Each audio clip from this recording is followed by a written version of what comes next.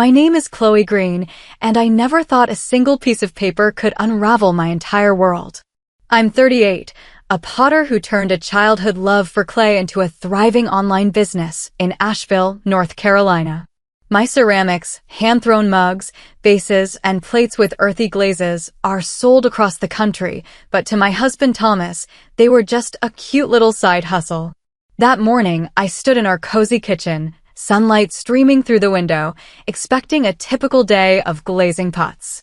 Instead, I found his note, scrawled in his hurried handwriting on the back of a utility bill, taped to the counter. I'm done with you and your dull life. I'm taking everything and the house is sold, by the way. Enjoy what's left. The words hit me like a punch to the gut. My hands shook as I read them again, each syllable sinking deeper. Shock came first, sharp and cold, followed by a searing wave of hurt. Thomas and I had been married for 10 years, and while things weren't perfect, I never imagined he'd end it like this, a coward's exit on a scrap of paper.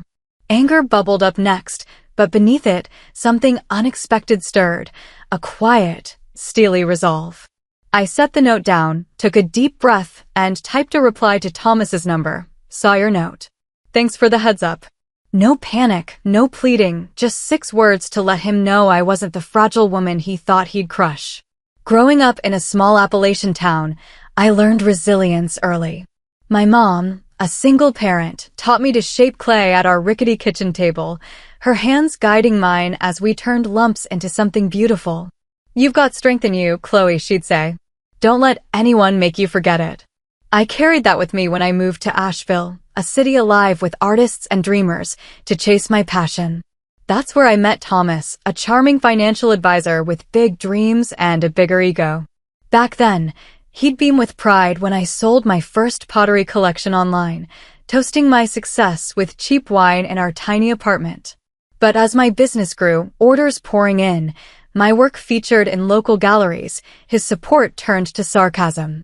Still playing with mud, Chloe, he'd say at dinner parties, laughing with his colleagues while I forced a smile. Looking back, the signs were there. The late nights at his firm, the way he'd slam his laptop shut when I walked by, the hushed phone calls that stopped when I entered the room. I wasn't blind, but love has a way of blurring the edges. 6 months ago, though, I couldn't ignore it anymore. While paying bills, I noticed thousands of dollars vanishing from our joint account into one I didn't recognize. When I asked Thomas, he waved it off as client investments, his tone sharp, like I was a child asking about grown-up matters. That was the moment I knew I had to protect myself. I wasn't just the supportive wife he wanted me to be, I was a woman who'd built a business from nothing, and I wasn't about to lose it. After finding Thomas's note, I stood in my kitchen, the weight of his betrayal sinking in. But I wasn't the naive wife he thought I was. Months ago, I'd started preparing for a storm I sensed brewing. It began with those odd withdrawals I'd noticed, $5,000 here, $10,000 there, siphoned from our joint account. Thomas's explanation about investments didn't add up, so I started digging. I saved every bank statement, screenshot every suspicious transfer, and noted every time he claimed to be working late, but his office was dark when I drove by. I wasn't proud of the late-night drives, but I had to know. I opened a secret bank account, quietly moving my pottery business earnings there. My mom's voice echoed in my head, "Protect what's yours, Chloe." I also called Laura, my best friend since our college days in Chapel Hill. Over coffee at a cozy Asheville cafe, I spilled everything, the transfers, the lies, Thomas's growing disdain for my work. Laura, now a sharp family law attorney, listened with that fierce look she gets when she's ready to fight. She'd been through her own messy divorce years ago, leaving a controlling husband who tried to erase her dreams. "Chloe, you're not just a potter, you're a businesswoman, and you're smarter than he thinks," she said, squeezing my hand. "Let's play chess, not checkers." Laura helped me understand my rights and options. During a recent renovation of my pottery studio, I'd refinanced our house to cover the costs. Thomas, too busy with his important clients, had signed a power of attorney without a glance, leaving the house in my name alone. He thought I was just handling paperwork, but that move was my first checkmate. Now, reading his note about selling my house, I felt a spark of defiance. Thomas thought he could steamroll me, but he was about to learn I'd been training for this fight longer than he knew. Thomas's note wasn't the first crack in our marriage, it was just the loudest. Looking back, the signs started small, like hairline fractures in a vase before it shatters. Last Christmas, he gave me a ceramic pendant, claiming it was from a high-end boutique.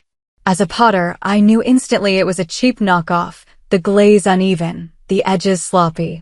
When I asked about it, he snapped, calling me ungrateful, twisting it so I felt small. That was Thomas's way, making me doubt myself, turning my questions into flaws. In the early days, it wasn't like that. When we met in Asheville, Thomas was my biggest cheerleader. He'd stay up late helping me photograph my pottery for my online store, laughing as we staged mugs with wildflowers. But as my business took off, orders from boutiques, a feature in a regional art magazine, something shifted. Maybe it was jealousy, maybe it was his own struggles at his firm, where younger advisors were outshining him. He started calling my work your little clay thing, dismissing my biggest wins. When I landed a contract with a national home goods chain, he barely glanced up from his phone. "That's nice, Chloe," he said, like I'd baked a decent pie, not secured a career-defining deal. That night, I cried, not from sadness, but from a burning anger at myself for staying silent. The real wake-up call came 3 months ago. I was having brunch with my sister Rachel, a bank manager in Charlotte. Over pancakes, she hesitated, then grabbed my hand. "Chloe, I saw something at work. Thomas has been moving big money from your joint account. It doesn't look right." Her words were a jolt, confirming what my gut already knew. Thomas was planning something, and I wasn't going to be his collateral damage. Rachel's warning lit a fire under me. I'd spent years ignoring the red flags, Thomas's control over our finances, his vague business trips to Raleigh, the way he'd whisper into his phone and stop when I walked in. No more. I started documenting everything, every unexplained withdrawal, every late night client meeting, every lie. I kept my routine normal, smiling at Thomas over dinner while my heart raced with purpose. Inside, I was building a fortress. Laura became my guide. Over lunch at a riverside cafe in Asheville, she laid it out. "Thomas thinks you're too busy spinning clay to notice his moves. Prove him wrong." She walked me through protecting my assets, starting with the house. That refinancing during the studio renovation wasn't just about funding new kills, it was my safety net. Thomas's signature on the power of attorney, given without a second thought, had handed me control. I also started funneling my pottery sales into my private account, building a cushion he couldn't touch. The day after finding the note, an email from Tom, our real estate agent, pinged my inbox. Subject: urgent, house sale documents needed. My stomach dropped. Thomas had tried to list our craftsman-style home, the one I'd poured my heart into decorating, without my consent. Tom's email explained he needed my signature to proceed. Thomas's plan had hit a wall. Then my phone buzzed with Thomas's text, "Sign the papers when Tom sends them. 24 hours to pack." His arrogance made my blood boil, but I stayed calm. I called Tom, my voice steady. "There's been a misunderstanding. I'm not selling." Thomas thought he held all the cards, but I was about to flip the table. The next morning, my doorbell rang. I was in my home studio, glazing a set of mugs, when Thomas stormed in, his face red with fury.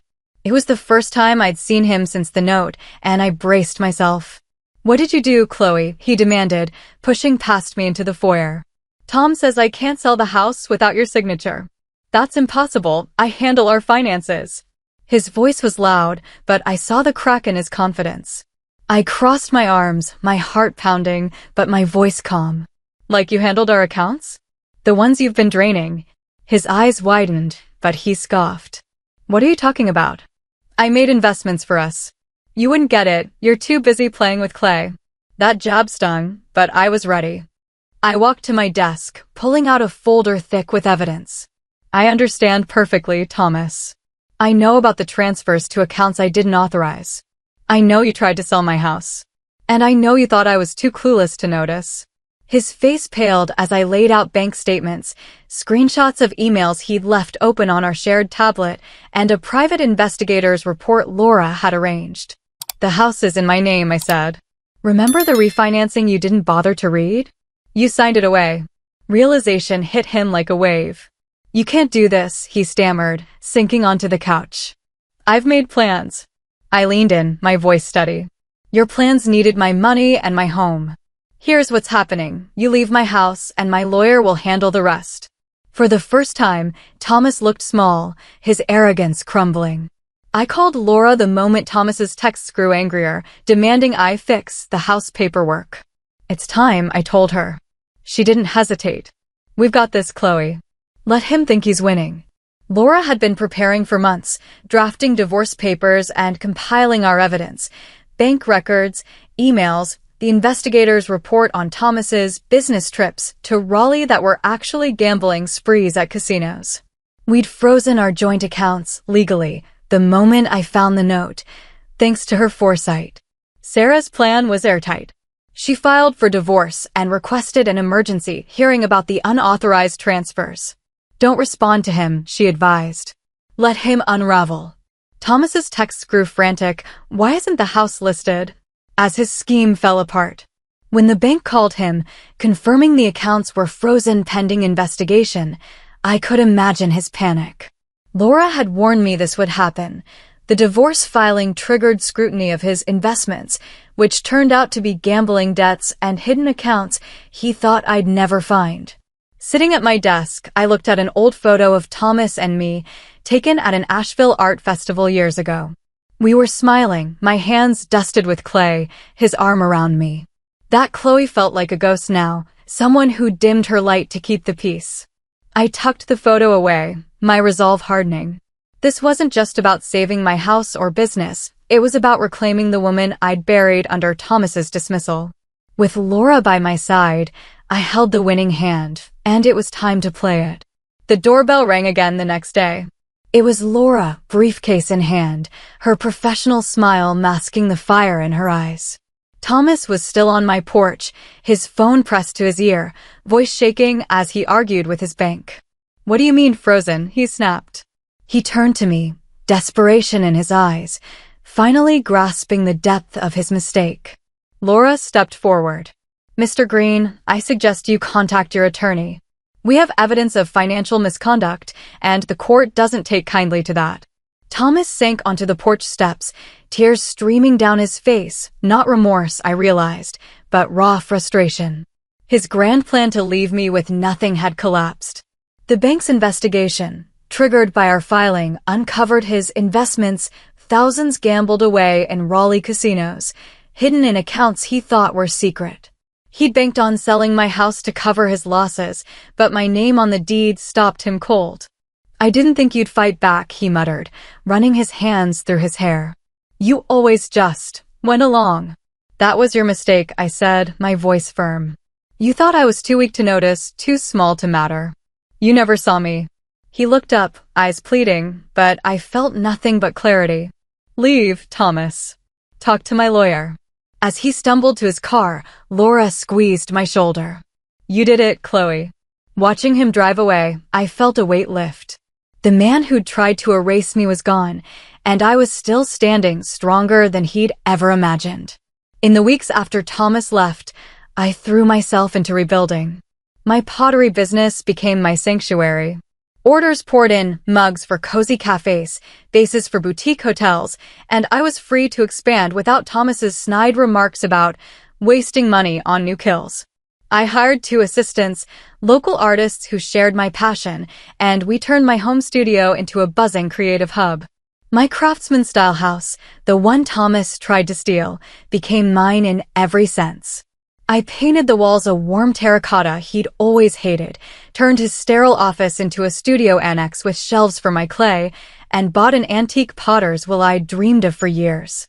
Rachel came over often, helping me sort through old photos and memories.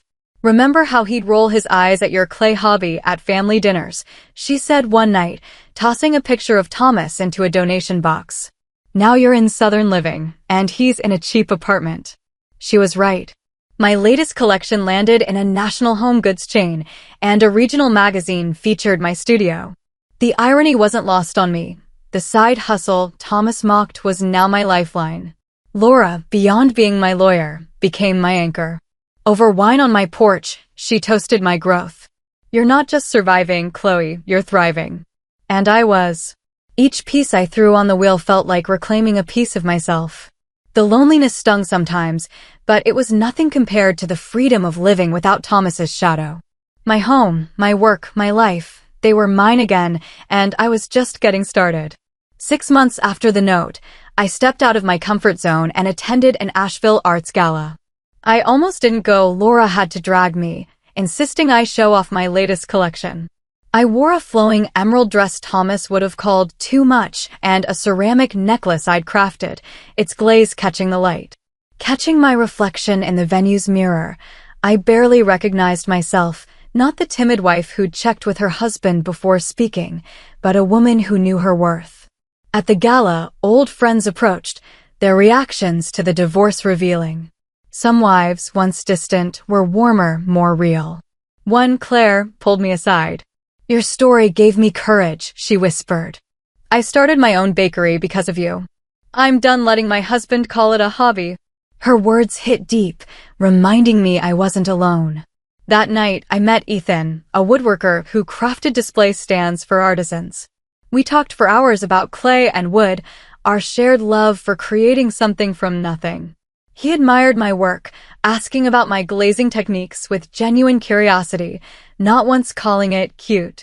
It wasn't love, not yet, but it was a spark of connection, a reminder that I could be seen for who I was. Back home, I started hosting pottery workshops and monthly meetups for local women entrepreneurs. My dining room, once filled with Thomas's dismissive comments, now echoed with laughter and ideas. Teaching others to shape clay became my joy, their stories of buried dreams mirroring mine. I was building more than pots, I was building a community, and it felt like home. Looking back, that note on my kitchen counter wasn't the end Thomas intended, it was my beginning.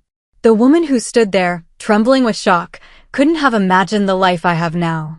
Every late night poring over bank statements, every moment of doubt, every tear, they forged me into someone stronger. My pottery business has soared, with orders shipping nationwide and features in major design magazines. The side hustle Thomas scoffed at now employs 10 people, with a waiting list for custom pieces. I've traveled to craft fairs across the South, teaching women to shape clay and trust their own power. Thomas reached out a few times, his messages swinging from anger to apologies.